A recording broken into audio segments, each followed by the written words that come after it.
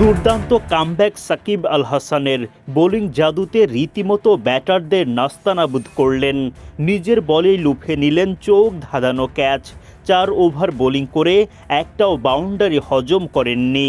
24 বলের মধ্যে 12টি ডট, সঙ্গে দুটো গুরুত্বপূর্ণ উইকেট শিকার তো আছেই। রবিবার আইএল টি-20তে সাকিব আল হাসানের দল এমআই এমিরেটস মুখোমুখি হয় ডেজার্ট ভাইপার্সের।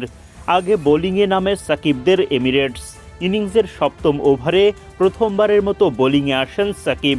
ওভারের শুরু থেকেই চেপে ধরেন দুই পাকিস্তানি ফখর জামান ও হাসান নওয়াজকে।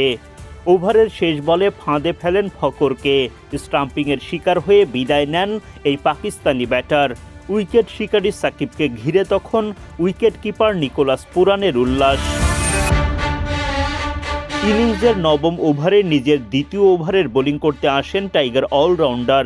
এবার তার সামনে কুপোকাত ইংলিশ অলরাউন্ডার স্যাম কারান বিভ্রান্ত হয়ে ক্যাচের সুযোগ দিলে ঝাঁপিয়ে পড়ে লুফে নেন সাকিব নিজেই। উইকেট শিকারের দ্বিতীয় ওভারে সাকিবের খরচা মাত্র 3 রান।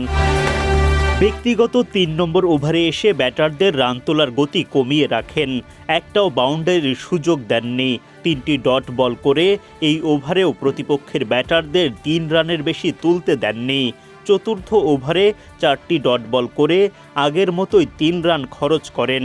সব মিলিয়ে 4 ওভারে মাত্র 14 রান দিয়ে জোড়া উইকেট শিকারে দুর্দান্ত কামব্যাক সাকিবের।